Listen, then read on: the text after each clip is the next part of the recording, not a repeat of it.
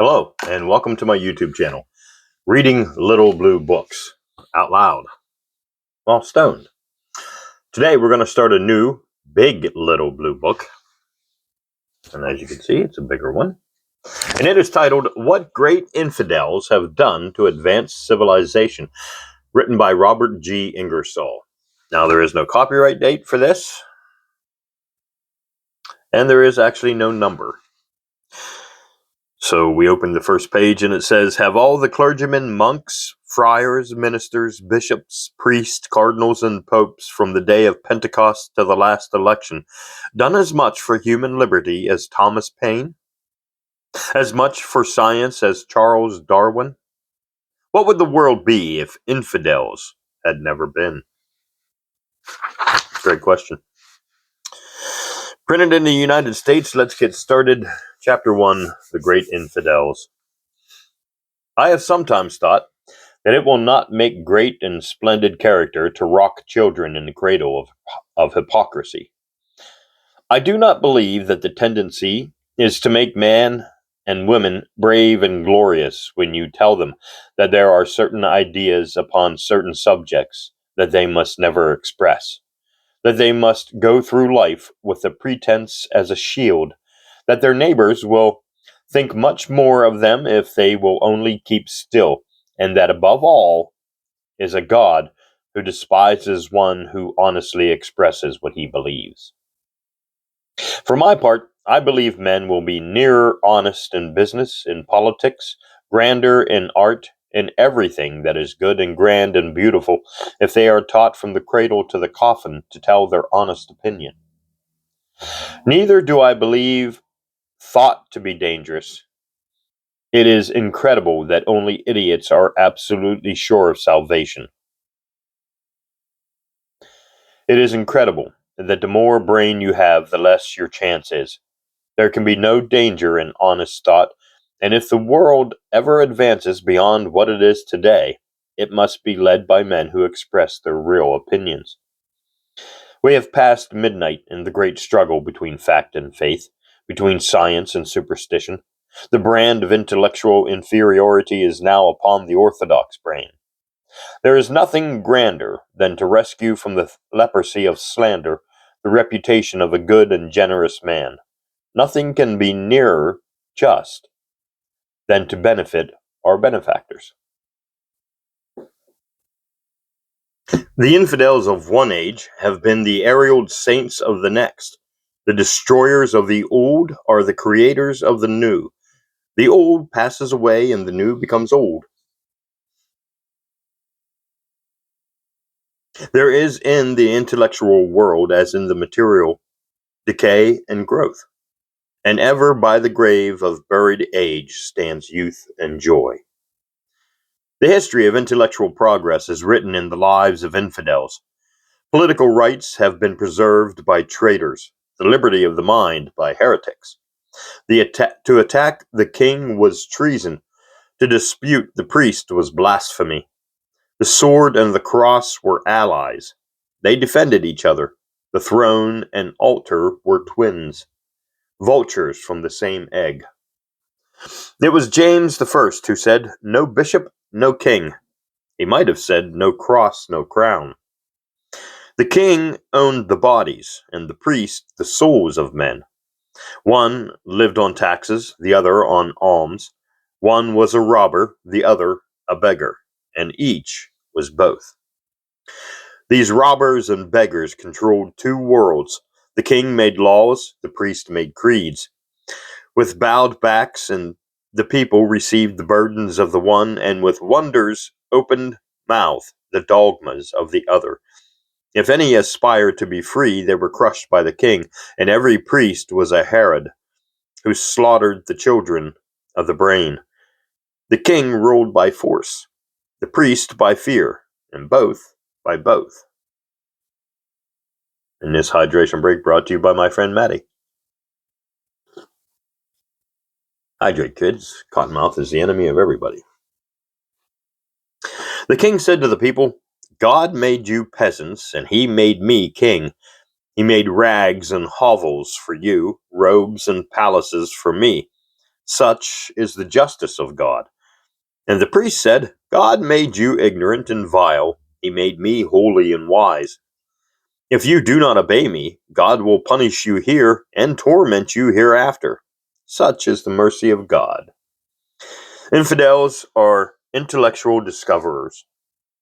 They sail the unknown seas and find new isles and continents in the infinite realms of thought. An infidel is one who has found a new fact, who has an idea of his own, and who in the mental sky has seen another star.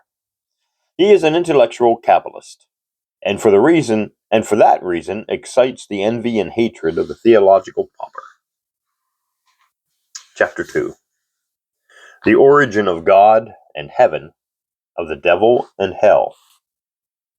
In the estimation of good Orthodox Christians, I am a criminal, because I am trying to take from loving mothers, fathers, brothers, sisters, husbands, wives, and lovers the consolations naturally arising from a belief in an eternity of grief and pain. I want to tear, break, and scatter to the winds the God that priests erected in the fields of innocent pleasure, a God made of sticks called creeds and of old clothes called myths. I shall endeavor to take from the coffin its horror, from the cradle its curse, and put out the fires of revenge kindled by an infinite fiend. Is it necessary that heaven borrow its light from the glare of hell? Infinite punishment is infinite cruelty, endless injustice, immortal meanness. To worship an eternal jailer hardens, debases, and pollutes even the vilest soul. While there is one sad and breaking heart in the universe, no good being can be perfectly happy. Against the heartlessness of the Christian religion, every grand and tender soul should enter solemn protest. The God of hell should be held in loathing, contempt, and scorn.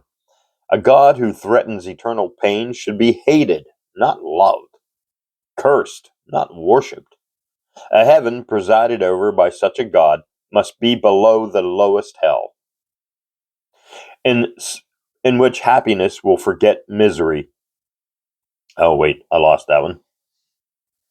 Lowest hell. I want no part in any heaven in which the saved, the ransomed, and redeemed will drown with shouts of joy the cries and sobs of hell, in which happiness will forget misery, where the tears of the lost only increase laughter and double bliss. Doesn't sound like a very good place. The idea of hell was born of ignorance, brutality, fear, cowardice, and revenge. This idea testifies that our remote ancestors were the lowest beasts. Only from dens, lairs, and caves, only from mouths filled with cruel fangs, only from hearts of fear and hatred, only from the conscience of hunger and lust, only from the lowest and most debased could come the most cruel, heartless, and bestial of all dogmas. Our barbarian ancestors knew but little of nature. They were too astonished to investigate. They could not divest themselves of the idea that everything happened with reference to them, that they caused storms and earthquakes, that they brought the tempest and the whirlwind, that on account of something they had done or omitted to do, the lightning of vengeance leaped from the darkened sky. They made up their minds that at least two vast and powerful beings presided over this world, that one was good and the other bad, that both of these beings wished to get control of the souls of men, that they were relentless enemies, eternal foes, that both welcomed recruits and hated deserters, that both demanded praise and worship, that one offered rewards in this world and the other in the next. The devil has paid cash. God buys on credit. Man saw cruelty and mercy in nature because he imagined that phenomena were produced to punish or to reward him. When his poor hut was torn and broken by the wind, he thought it a punishment. When some town or city was swept away by flood or sea, he imagined that the crimes of the inhabitants had been avenged. When the land was filled with plenty, when the seasons were kind, he thought that he had pleased the tyrant of the skies. It must be remembered that both gods and devils were supposed to be presided over by the greatest god and the greatest devil. The god could give infinite rewards and could inflict infinite torments. The devil could assist man here, could give him wealth and place in this world, in consideration of owning his soul hereafter. Each human soul was a prize contended for by these deities. Of course, this god and this devil had innumerable spirits at their command to execute their decrees. The god lived in heaven and the devil in hell. Both were monarchs and were infinitely jealous of each other. The priest pretended to be the agents and recruiting sergeants of this god, and they were duly authorized to promise and threaten in his name. They had power to forgive and curse. These priests sought to govern the world by force and fear, believing that men could be frightened into obedience. They magnified the tortures and terrors of perdition, believing also that man could in part be influenced by the hope of reward. They magnified the joys of heaven. In other words, they promised eternal joy and threatened everlasting pain. Most of these priests, born of the ignorance of the time, believed what they taught. They proved that God was good by sunlight and harvest, by health and happiness, that he was angry by disease and death. Man, according to this doctrine, was led astray by the devil, who delighted only in evil. It was supposed that God demanded worship, that he loved to be flattered, that he delighted in sacrifice, that nothing made him happier than to see ignorant faith upon its knees, that above all things he hated and despised doubters and heretics, and that he regarded all investigation as rebellion.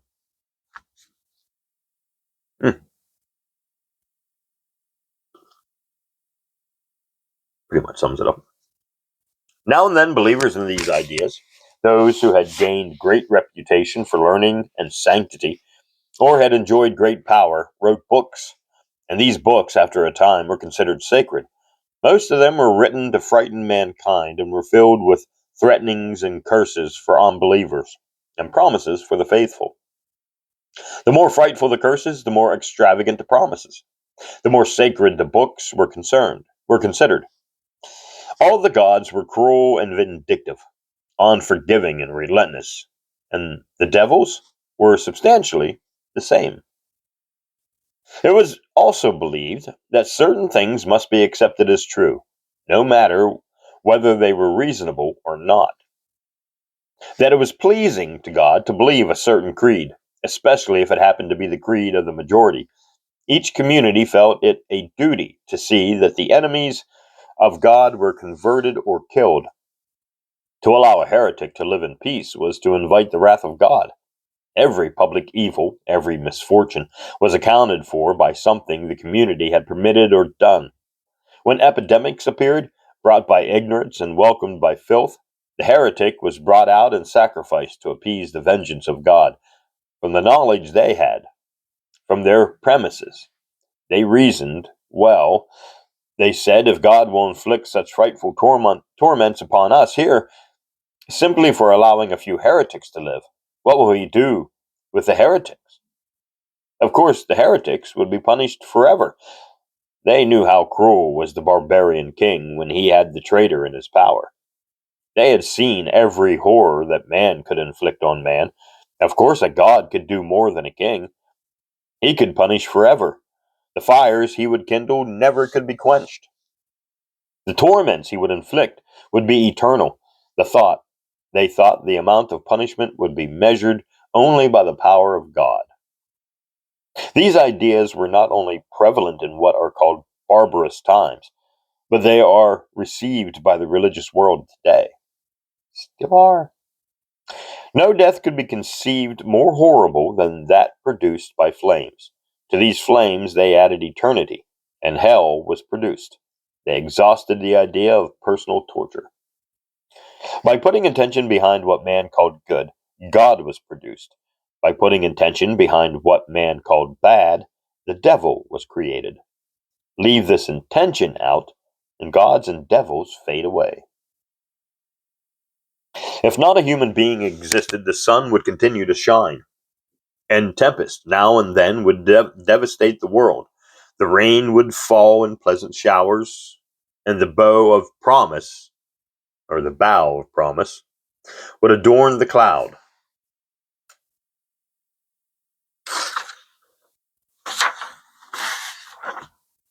Violets would spread their violet bosoms to the sun, and the earthquake would devour, birds would sing, and daisies bloom, and roses blush, and the volcanoes would fill the heavens with their lurid glare.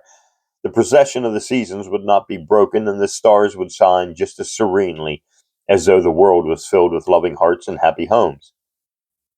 But in the olden time, man thought otherwise. He imagined that he was of great importance. We still do. Barbarians are always egotistic. They think that the stars are watching them, that the sun shines on their account, that the rain falls for them, and that gods and devils are really troubling themselves about their poor and ignorant souls. In those days, men fought for their God, as they did for their king. They killed the enemies of both. For this, their king would reward them here and their God hereafter. With them, it was loyalty to destroy the disloyal. They did not regard God as a vague spirit, nor as an essence without body or parts, but as a being, a person, an infinite man, a king, the monarch of the universe, who had garments of glory and believers and robes of flame for the heretic and infidel.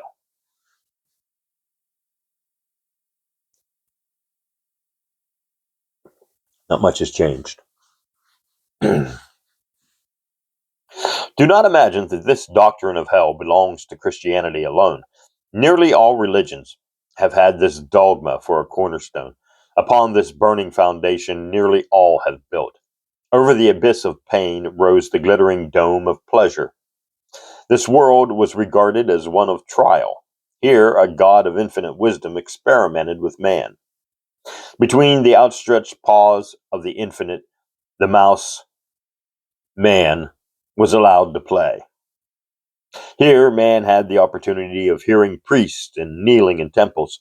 Here, he could read and hear read the sacred books. Here, he could have the example of the pious and the counsels of the holy. Here, he could build churches and cathedrals. Here, he could burn incense, fast, wear haircloth, deny himself all the pleasures of life, confess to priests, count beads, be miserable 1 day in 7, make creeds, construct instruments of torture, bow before pictures and images, eat little square pieces of bread, sprinkle water on heads of babies, shut his eyes and say words to the clouds, and slander and defame all who have the courage to despise superstition, and the goodness to tell their honest thoughts. After death, nothing could be done to make him better. When he should come into the presence of God, nothing was left except to damn him.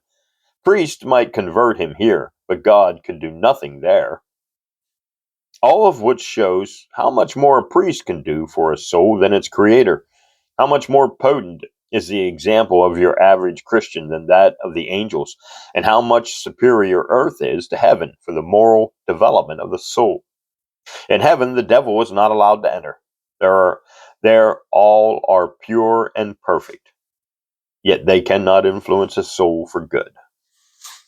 Only here on earth, where the devil is constantly active, only where his agents attack every soul is there the slightest hope of moral improvement. Strange that a world cursed by God, filled with temptations and thick with fiends, should be the only place where hope exists, the only place where man can repent, the only place where reform is possible. Strange that heaven, filled with angels and presided over by God, is the only place where reformation is utterly impossible. Yet these are the teachings of all the believers in the eternity of punishment. Masters frightened slaves with the threat of hell, and slaves got a kind of shadowy revenge by whispering back the threat. The poor have damned the rich, and the rich the poor. The imprisoned imagined a hell for their gaolers. The weak built this place for the strong, the arrogant for their rivals, the vanquished for their victors, the priest for the thinker, religion for reason, superstition for science. All the meanness, all the revenge, all the selfishness, all the cruelty, all the hatred, all the infamy of which the heart of man is capable grew, blossomed, and bore fruit in this one word: hell. For the nourishment of this dogma, cruelty was soil, ignorance was rain, and fear was light. Christians have placed upon the throne of the universe a God of eternal hate. I cannot worship a being whose vengeance is boundless, whose cruelty is shoreless, and whose malice is increased by the agonies he inflicts. The end of that chapter. Next chapter.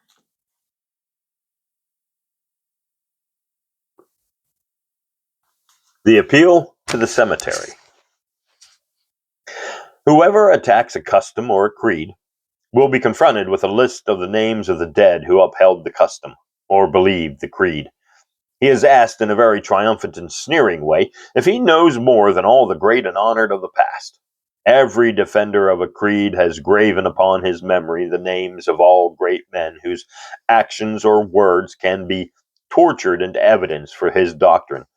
The church is always anxious to have some king or president certified to the moral character of Christ, the authority of the scriptures, and the justice of the Jewish God. Of late years, confessions of gentlemen about to be hanged have been considered of great value, and the scaffold is regarded as a means of grace. All the churches of our day seek the rich. They are no longer the friends and defenders of the poor. Poverty no longer feels at home in the house of God. In the temple of the Most High, garments out of fashion are considered out of place. People now, before confessing to God what worthless souls they have, enrich their bodies.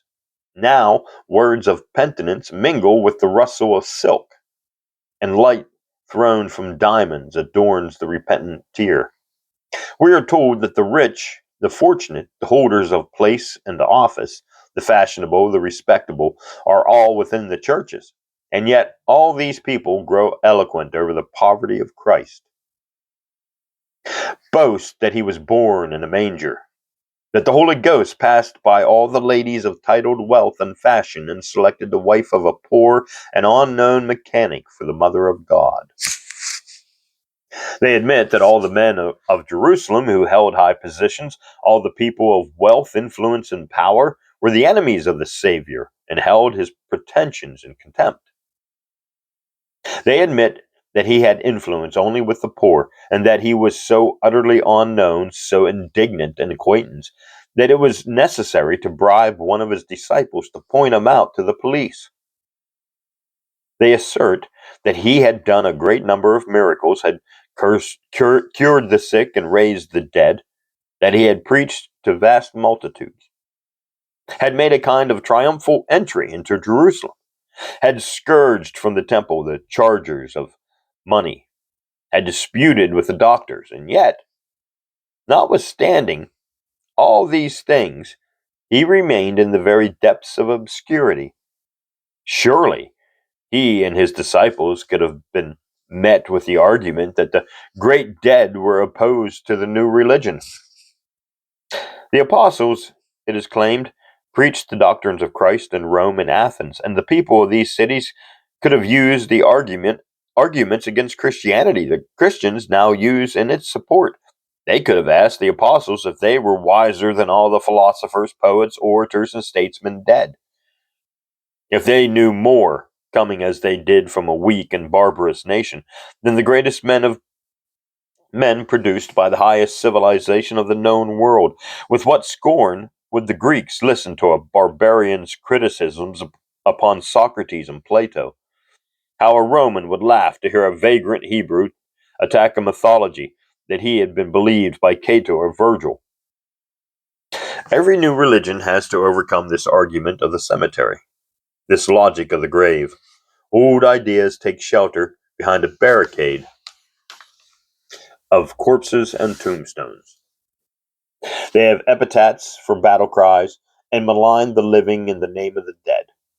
The moment, however, that a new religion succeeds, it becomes the old religion and uses the same arguments against the new idea that it once so gallantly refuted.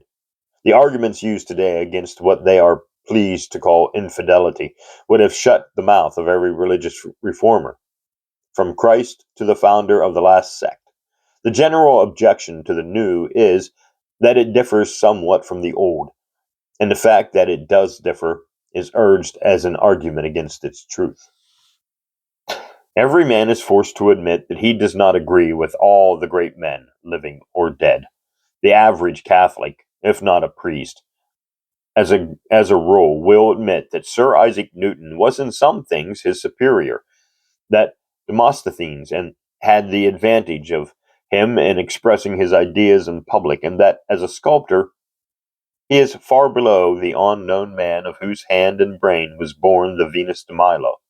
But he will not, on account of these admissions, change his views upon the important question of transubstantiation.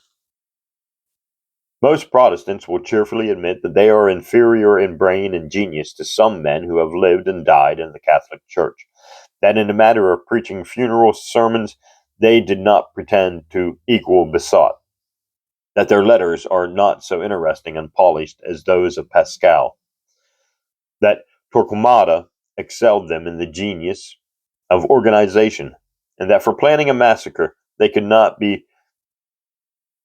for a moment dispute the palm with Catherine de Medici. And yet, after all these admissions, they would insist that the Pope is an unblushing impostor, and that the Catholic Church is a vampire fattened by the best blood of 1,000 years. The truth is that in favor of almost every sect, the name of some great men can be pronounced. In almost every church there have been men whose only weakness was their religion, and who in other directions achieved distinction. If you call men great because they were emperors, kings, noblemen, statesmen, millionaires, because they commanded vast armies and wielded great influence in their day, then more names can be found to support and prop the Church of Rome than any other Christian sect. Is Protestantism willing to rest its claims upon the great man? Argument? Give me the ideas, the religions, not that have been advanced and believed by the so-called great of the past, but that will be defended and believed by the great souls of the future. It gives me pleasure to say that Lord Bacon was a great man, but I do not for that reason abandon the Copernican system of astronomy and insist that the earth is stationary. Samuel Johnson was an excellent writer of Latinized English, but I am confident that he never saw a real ghost. Matthew Hale was a reasonably good judge of law, but he was mistaken about witches, causing children to vomit crooked pins. John Wesley was quite a man, in a kind of religious way, but in this country few people sympathize with his hatred of republican government, or with his contempt for the Revolutionary Fathers. Sir Isaac Newton, in the domain of science, was the colossus of his time, but his contemporary on the Book of Revelation would hardly excite envy, even in the breast of a Spurgeon or a Talmage. Upon many questions, the opinions of Napoleon were of great value, and yet about his bed, when dying, he wanted to see burning the holy candles of Rome. John Calvin has been called a logician, and reasoned well from his premises, but the burning of Servetus did not make murder a virtue. Luther weakened somewhat the power of the Catholic Church, and to that extent was a reformer, and yet Lord Brougham affirmed that his table talk was so obscene that no respectable English publisher would soil paper with a translation. He was a kind of religious Rabelais, and yet a man can defend Luther in his attack upon the Church without justifying his obscenity. If every man in the Catholic Church was a good man, that would not convince me that Ignatius Loyola ever met and conversed with the Virgin Mary. The fact is, very few men are right in everything. Great virtues may draw attention from defects, but they cannot sanctify them. A pebble surrounded by diamonds remains a common stone, and a diamond surrounded by pebbles is still a gem. No one should attempt to refute an argument by pronouncing the name of some man unless he is willing to adopt all the ideas and beliefs of that man. It is better to give reasons and facts than names. An argument should not depend for its force upon the name of its author. Facts need no pedigree. Logic has no heraldry, and the living should not be awed by the mistakes of the dead. The greatest men the world has produced have known but little. They had a few facts mingled with mistakes without number. In some departments, they towered above their fellows, while in others, they fell below the common level of mankind. Daniel Webster had great respect for the Scriptures, but very little for the claims of his creditors. Most men are strangely inconsistent. Two propositions were introduced into the Confederate Congress by the same man. One was to hoist the black flag, and the other was to prevent carrying the mails on Sunday. George Whitefield defended the slave trade because it brought the Negroes within the sound of the gospel and gave them the advantage of associating with a gentleman who stole them. And yet this same Whitefield believed and taught the dogma of predestination. Volumes might be written upon the follies and imbecilities of great men. A full-rounded man, a man of sterling sense and natural logic, is just as rare as a great painter, poet, or sculptor.